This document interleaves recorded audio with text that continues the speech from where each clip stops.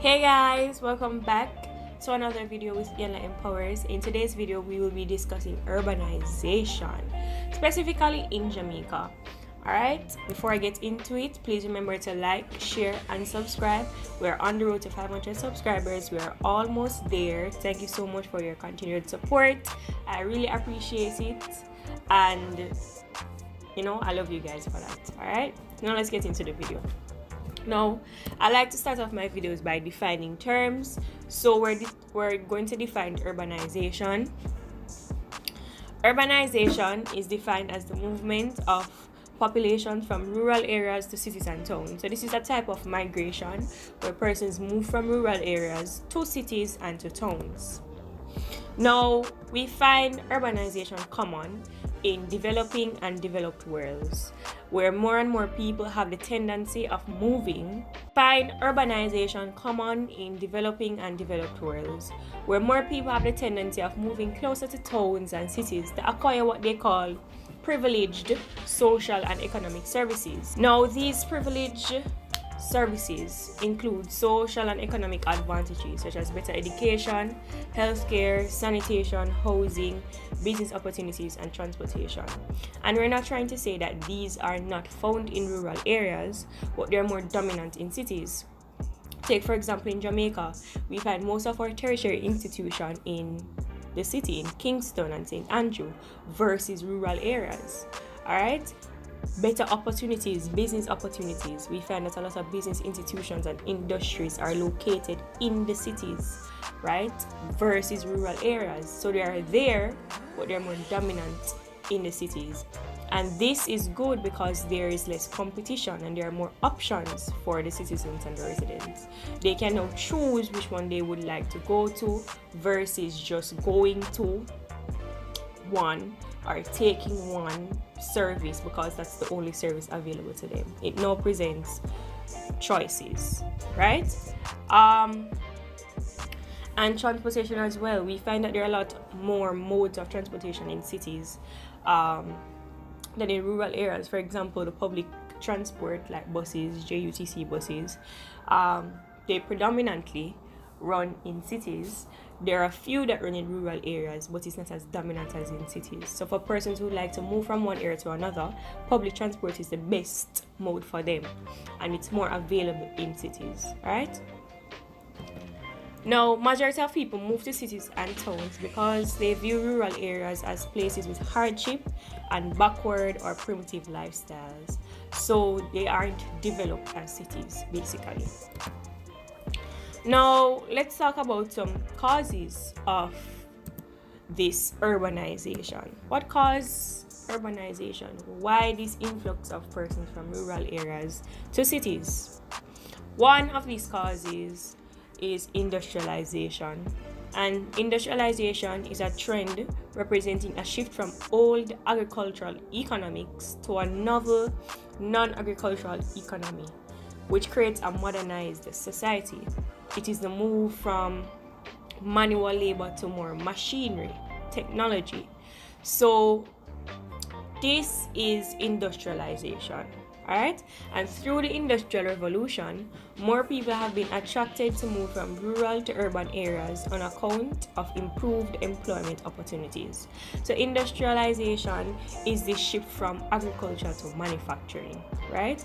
And manufacturing industries tend to be located in cities. So now these persons who are living in rural areas are going to move to the cities because one, there are job opportunities. Persons can now work in this industry. Two, they're able to get the resources from this industry more easily. So whatever this industry is producing, it's easily accessible to them if they live in cities, right? So they're moving for labor, they're moving for more of this good or this resource that's been produced. So they're getting jobs, they're getting food, and if there are more people moving to an area, naturally everything else would form. So now you'll have education, then you'll have health, then you'll have to satisfy these people that are moving into the city. Alright, it also goes on to say that industrialization has increased employment opportunities by giving people the chance to work in modern sectors in job categories that aid economic developments. So that trend from before continues to this day. There are more industries being built in cities, so persons are moving for employment, and if persons are moving for employment, naturally everything else will follow, because if persons are in an area, you have to satisfy their needs: education, health needs, social benefits, sanitation, so on and so forth. All right, so another cause of urbanization is social benefits. Kind of touched on it before. It says there are numerous social benefits attributed to life in cities and in towns. Some examples include educational facilities, better living standards, better sanitation and housing, better healthcare, better recreation facilities, and better social life in general. On this account, more and more people are prompted to migrate into cities and towns to obtain a wide variety of social benefits and services which are unavailable in rural areas. And the thing is that, this is the truth. Why aren't social benefits equal among different areas, rural and urban? I mean, not sure. However, naturally, as I said before, if there's an influx of persons in a certain area, there are going to be better suited conditions for those persons, right? And in truth and in fact, in Jamaica, we see where urban areas or cities has better educational facilities or more educational facilities. There is sanitation, so there's collection of garbage and so on. We see that there are more options for healthcare. Healthcare is better, and we see there are more recreational facilities, and overall contributing to a better social life. So these are the facts. These are what really occur when urbanization occurs. So, is it unfair? Yes, it is. But that is the world that we live in, and that's just how it goes for now. But another cause as well of urbanization is employment opportunities. All of these link to each other because I've also touched on this, and it says in cities and towns there are ample job opportunities that continually draw people from rural areas to seek a better livelihood. Therefore, the majority of people frequently migrate into urban areas to access well-paying jobs, as urban areas have countless employment opportunities in all development sectors such as public health, education, transport, sports and recreation, industries, and business enterprises. Services and industries generate and increase higher value-added jobs, and this leads to more employment opportunities. So, as I said before, there are different industries that are now being developed in urban areas, and these industries can have a domino effect. Is to sustain the persons that are living in these areas, right? So, and because they're creating these opportunities to sustain persons, it now presents more employment opportunities because persons are moving in, all right, to work in one sector. However, these persons demand healthcare, education, transport to move from one area to another. So now there are developments of these sectors, and then these sectors require persons to be employed in them. So then it creates more employment opportunities. So there's no sports and recreation, business enterprises, so on and so forth. So the more development of sectors, the more employment opportunities. All right. Now, modernization and changes also plays a role in urbanization.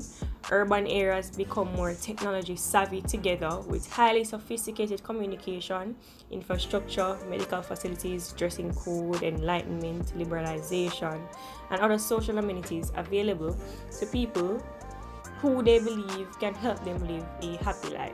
Alright?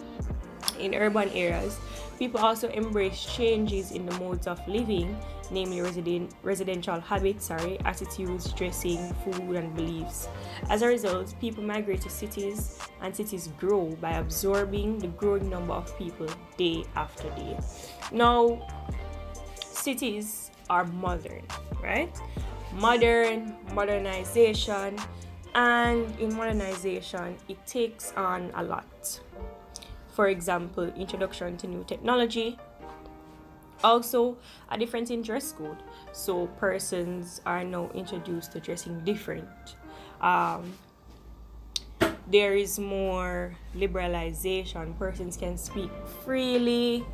Um, they're empowered through these different technologies such as ICTs. They can speak through social media, so on and so forth. And we also find that these technologies are more available to persons in urban areas than in rural areas.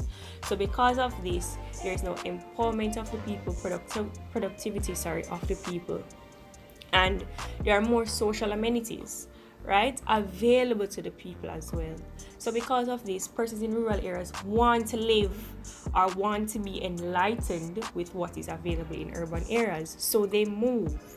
They move because, okay, I'm fascinated by how this person dresses, and I can dress this way without it, having certain, meaning or whatever in rural areas, because we're now in a different area, a different space, where things and norms of a culture kind of change. All right, so persons want to embrace these changes and move to these urban areas.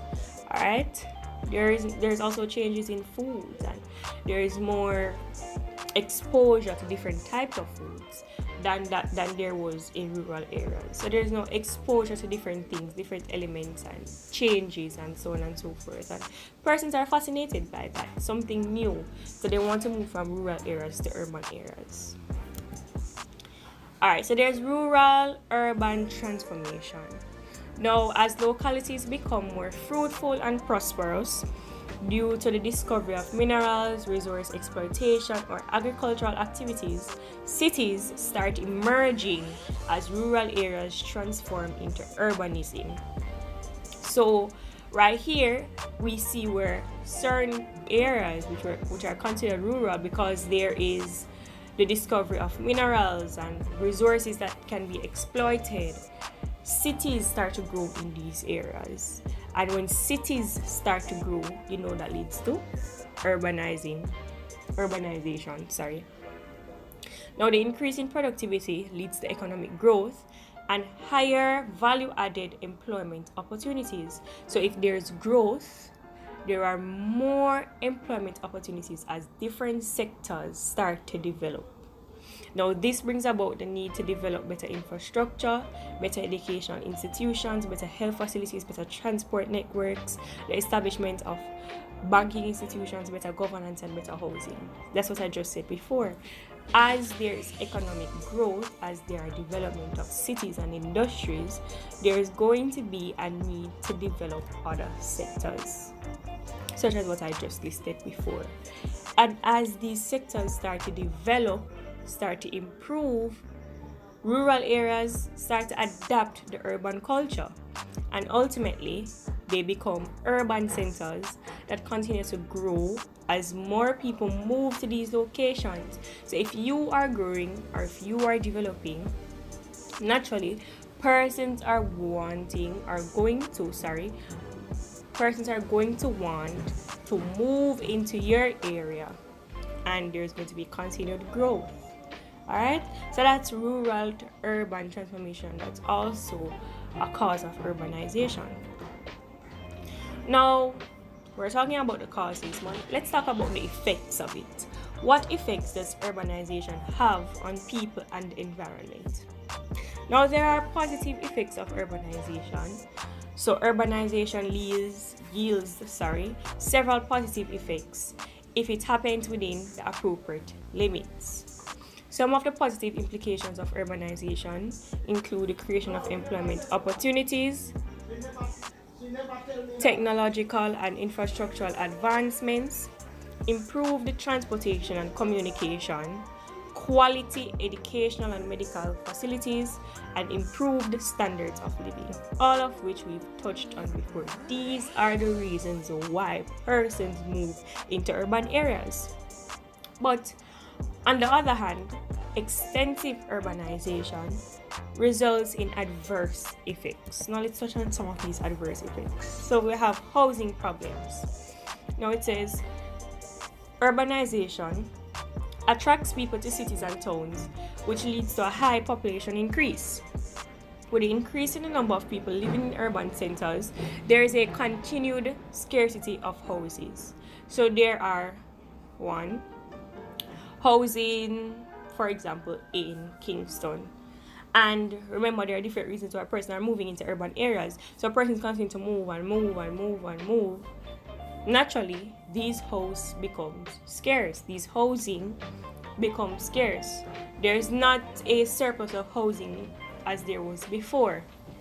Now, due to the insufficient expansion space for housing and public utilities, poverty, unemployment, and costly building materials, which can only be afforded to few individuals, occurs, right? Now, if houses are scarce, houses are not going to go to the highest bidder. So who can pay more money will be able to settle there, right? So this is what occurs. More persons, houses start to become scarce, and prices go up. Things start to get expensive. Now, another negative implication is overcrowding. And overcrowding is a situation where a huge number of people live in a small space, overpopulation. This form of congestion in urban areas is consistent because of overpopulation, and it is an aspect that increases day by day. Persons are moving in day by day. More persons are moving in day by day, so it's not going to get any less overcrowded. It's going to overcrowd some more. Most people from rural to undeveloped areas always have the urge of migrating into the city. That normally leads to congestion of people within a small area. Alright? So said, so done. More people moving in, overcrowding takes place. Unemployment. So persons are moving in for employment, but there's a trick. Unemployment is an issue of urbanization. It says the number of joblessness is highest in urban areas, and it is even higher among educated people. It is estimated that more than half of unemployed youths around the globe live in metropolitan cities. More than half of unemployed youths around the world live in cities. Well, as such, income in urban areas is high. The cost of living makes the income seem terribly low. So, face it, incomes in urban areas are high. However, cost of living is higher than income. Therefore, income seems very low. Alright? Increasing relocation of people from rural to developing areas is leading to a cause of urban unemployment. There are not enough jobs for these people. Now, it is said that urbanization leads to or causes a lot of employment. However, in truth and in fact, if there is overcrowding and there are a lot of people moving from rural areas to urban areas, jobs become scarce, just as housing becomes scarce. So there is some unemployment taking place. Alright, so there's also the development of slums. So the cost of living in urban areas is very high, as I said before. And when this is combined with random and unexpected growth, as well as unemployment, there is a spread of unlawful resident settlements, represented as slums and squatters. The growth of slums and squatters in urban areas is even further grown by fast-paced industrialization, the lack of developed land for housing, a large influx of rural immigrants to cities in search of a better life, and the elevated prices of land beyond the reach of the urban poor. So land is expensive, as I touched on before with housing. Two persons need to come because they believe that, okay, you say there's no jobs here, but I'm sticking around until I can find employment. But they don't have any money to pay for housing or land. So what happens, there are formations of informal settlements. So settlements that are not lawful, they weren't passed by the municipal council, they are just there just holding on, can be easily destroyed by natural disasters. And these form because persons need somewhere to stay, and slums are developed, squatters are developed. Another problem that can occur is water and sanitation problems. Now, because of overpopulation and rapid population increase in most urban centers, it is common to find that there are inadequate sewage facilities. Municipalities and local governments are faced with a serious resource crisis in the management of sewage facilities. As a result, sanitation becomes poor and sewages flow chaotically, and they are drained into neighboring streams, rivers, lakes, or seas. Eventually, communicable diseases such as typhoid, dysentery, plague, and diarrhea spread very fast, leading to suffering and even deaths. Overcrowding also highly contributes to water scarcity as supply falls short of demand. Now, it is as plainly said, there are inadequate sewage facilities. So these are facilities that hold sewage, and because of mismanagement, sewages flow all about the place and they're drained into the poor streams, rivers, lakes, and seas. And these are where we get our water supply. So because of that, diseases spread, and there is sanitation and water problems. And also, when there is a high population, water can fall short of demand because water needs to be there for everyone. And if there is not enough water available, that won't occur. So we have shortage in water supply as well. Alright, poor health and spread of diseases, some of which were captured when we were speaking on water and sanitation problems. But the social, economic, and living conditions in congested urban areas affects access and utilization of public health care services. Slum areas in particular experience poor sanitation and insufficient water supply, which generally makes slum populations susceptible to communicable diseases. Now, remember, congested, overcrowding, we're linking each effect to each other. Alright? So this overcrowding, now, especially in slum areas, you have poor sanitation, right? And there's insufficient water. Remember, water shortages, and if your residence is unlawful, it's hardly likely that you'll find water or a huge supply of water in these areas. Now, this makes them prone to communicable diseases, right? So those are some of the conditions that causes poor health. Also, environmental problems such as urban pollution also cause many health problems such as allergies, asthma, infertility, food poisoning, cancer, and even premature deaths. Remember, there are a lot more. Well, I'll talk on that further. I don't want to spoil the next one, but there is a lot of industries, factories, improper disposal of waste, plastic bottles, so on and so forth. So it causes a lot of environmental problems, right? And all of this is classified under urban pollution, and this causes a lot of health problems as well. Now, traffic and congestion is another problem caused by urbanization, and I was going to mention it before because there are a lot of cars and there are a lot of vehicles and modes of transportation, and this also causes air pollution as well. Alright, so I was trying to make that link to poor health. Alright, now to traffic and congestion.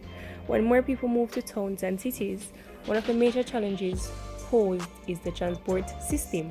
More people means an increased number of vehicles, which leads to traffic congestion and vehicular pollution, as I mentioned before.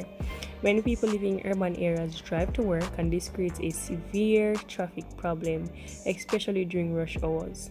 Also, as cities grow in dimension, people move to shop and access other social needs and wants, which often causes traffic congestion and blockage. and we can see this. Let's talk about time. What's the rush hour for work? About 7 a.m. right? So the hours between 7 a.m. to 8 a.m. there's a lot of traffic, but 10 o'clock the road free up, so there's a lot of traffic, and that's when you see the amount of cars that are in one area. Traffic and congestion is an issue because it makes persons late for work. If there is an emergency, you're caught up in traffic, you can't be able to move from one area to another in a timely manner. It is overall just annoying for commuters, and persons want to move freely. So traffic and congestion is an issue in urban areas. Now another issue is, and our final issue that we'll be discussing, is urban crime. Now, issues of lack of resources, overcrowding, unemployment, poverty, and lack of social services and education habitually lead to many social problems, including violence, drug abuse, and crime. And it is self-explanatory. If there's unemployment and there's overcrowding and poverty, lack of social services, it creates reasons and opportunities for crime to take place. Most of the crimes, such as murder, rape, kidnapping, riots, assault, theft, robbery, and hijacking, are reported to be more prominent in urban vicinities. Besides, poverty-related crimes are the highest in fast-growing urban regions. These acts of urban crime normally upset the peace and tranquility of cities and towns. Persons will do or commit crimes to gain money, and that is not good. Well, crime is not good anywhere, right? And urban regions makes it, I'm not going to say easy because that's not the appropriate word, but makes it, well, it makes the region itself is open to crime because of the different causes, one, of urbanization and reasons for urbanization, right? So that's the best way I can put it. But there's more opportunity to commit crime in these areas, so crime is very dominant in these areas. All right, let's talk about some solutions to urbanization. Now I'm just going to list the solution here. So one solution is building sustainable and environmentally friendly cities. Now, governments should pass laws that plan and provide environmentally sound cities and smart growth techniques, considering that people should not reside in unsafe and polluted areas. Now, the objective is to build sustainable cities that embrace improved environmental conditions and safe habitats for all urban populations. Also, government should encourage sustainable use of urban resources and support an economy based on the sustainable environments, such as investment in green infrastructure, sustainable industries, recycling and environmental campaigns, pollution management, renewable energy, green public transportation, and water recycle and reclamation. And this is a solution to build sustainable and environmentally friendly cities. That way, some of the problems such as pollution and water, improper water sanitation, or whatever that one was called, the one about water, and so on, is, it solves that problem. Is it feasible? Maybe not currently, but it can be. Another solution is the provision of essential services. Urban stakeholders must ensure all population within the urban areas have access to adequate essential social services, namely education, health, sanitation and clean water, technology, electricity, and food. Now, the objective is to provide and implement employment opportunities and wealth creation activities so that people can earn a living pay for the maintenance of these services. Subsidies can also be availed by the government to lower the cost of basic health care, basic education, energy, education, public transportation, communication systems, and technology. Another solution is the creation of more jobs. Now, to lessen the negative effects of rapid urbanization while at the same time conserving natural ecosystems, private investments should be encouraged so as to utilize the natural resources and create more job opportunities. Now, tourism promotion and the sustainable exploitation of natural resources can create more jobs for urban populations. Now, subsidies and grants may as well be provided to foreign and private investment in environmentally friendly development projects, which encourages job creation, or which will encourage job creation. Finally, population control. Key stakeholders in urban areas can provide campaigns and counseling for effective medical health clinics and family planning to help reduce the high rates of population growth. Medical health clinics orientated towards family planning options must be made accessible across the entire urban area with the objective of controlling diseases and population growth. So, there are more health clinics that push family planning or available for persons that need information on family planning. That would be great in controlling the population. And that is the final solution that is there. There are many more. If you have any solution to urbanization that was not mentioned, you can comment, and once you can state its effect, how it will help, it's a viable solution. And I want to thank you guys for watching this video. The quote is, "Education is the key to unlock the golden door of freedom." And George Washington Carver said that quote. Continue to subscribe. We're on the road to 500 subscribers. If you have any topic that you'd like me to go through, please comment as well, and I will do that. Thanks so much for watching. Enjoy your week. Bye.